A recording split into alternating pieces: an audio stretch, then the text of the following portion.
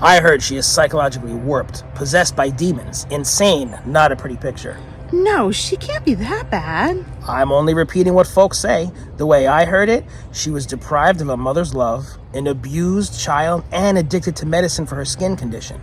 Whoever she is, she must surely be grieving the death of her sister. You're right. No one is exempt from grief. Ooh, that wind! There's a witch on the horizon. Hi, everybody. I'm Joe. And I'm Mary. And we're Book Buds. And today we're talking about a very trending one, Wicked by Gregory Maguire. Let's talk about it, Joe. He read it recently. I know you've read it before, too, right? Yes, we're going to go through it all. All right. Okay, Let's talk about it. The season of Wicked. Yes. I've seen the show on Broadway. I hope you guys have an opportunity if you haven't. So good. Yeah. Yeah. Okay, let's rewind. I'm a huge Oz fan. Yep. As we might know if you watch the channel a little bit. Because apparently, according to Mary, that's all I talk about. Every other word. Every other word. Okay, so before the movie, Oz the Great and Powerful, with James Franco, Michelle Williams, and before Wicked, us Oz fans, we didn't have too much. Yeah. Okay? Growing up in the 80s, we had the original movie from 1939, which is the best. That's like the start of it all, which I loved. And we had Return to Oz, which was a Disney adaptation, which was so good. But it's not very popular. It's like become a cult classic at this point, but it's not like a huge blockbuster hit. Some people don't even know about it. Oz fans like it.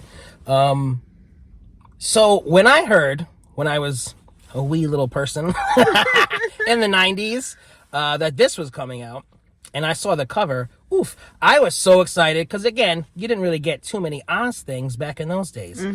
So yeah, I was hyped for this book, and the witch, I mean, I love the witch. I mean, Yeah. a book all about the witch. For sure. So excited. I mean, look at her. You guys got to see this Yeah. book. We've shown this book on this channel before. Look at that. Isn't that gorgeous? Ugh. Yeah. Yeah. And just before I get into this, one more thing is that, Yeah. you know, The Wizard of Oz, the movie, covers the first book. And Return to Oz covers the second and the third book.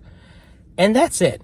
Out of all those stories that were written back then, like, that's all we got, really. That's all we have. I just don't understand it. So I'm hoping that maybe we can more. take a cue from Wicked and just do some more stuff. Doesn't have to be big budget stuff. Just give us more.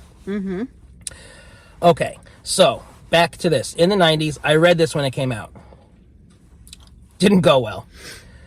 I was young, okay? There's a lot of weird... It's just not very Oz-like, right? Yeah. So I was expecting something completely different. There's sex. There's, like, politics that went over my head. You know, there's just, like, weird imagery. And I was just like, I didn't understand it. I didn't like it. I felt weird reading it. No good. No good, okay? Done. We'll put a cap on that. Then the play comes out, and I was obsessed with the play. I'm a big musical theater person, dance, song, whatever. Saw it like 3 times on Broadway. Was absolutely blown away by the play, the soundtrack. So I was in love with that. Okay, and then they're talking about this movie that's coming out for like the longest time. It took forever. Anyway, the movie comes out completely just... I'm just in love with the movie. Hollywood did not ruin it for once. They did it justice. I absolutely love the movie. Love the casting. So good. So I'm just so into it. I'm like, I need to reread this book. Yeah. And this is see totally the time to do it. how I can take this in at this point. And Joe never rereads, so I applaud you for wanting to do that. Never rereads.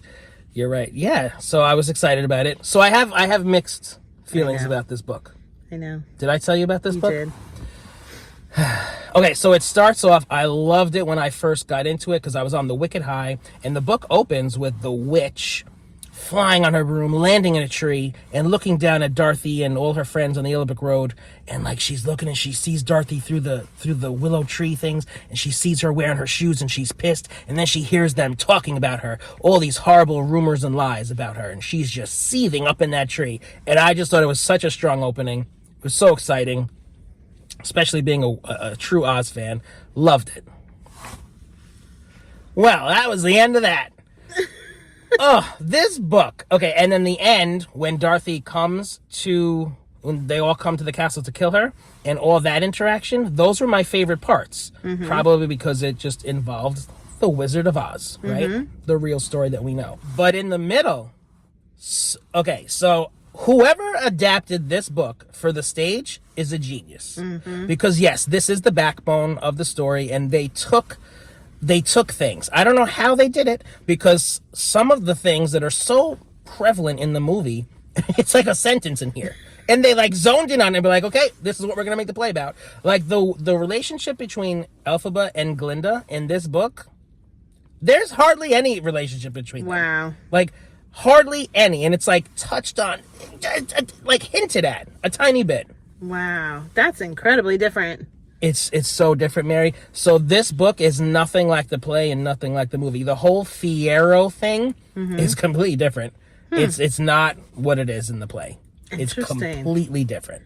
Wow. In this book, she grows up, like, since she was a little kid, she was kind of like strange, freaky, evil, whatever, from a baby. Like, I think as a baby, she bit off someone's finger. Her first word, you're gonna make fun of me, was horrors.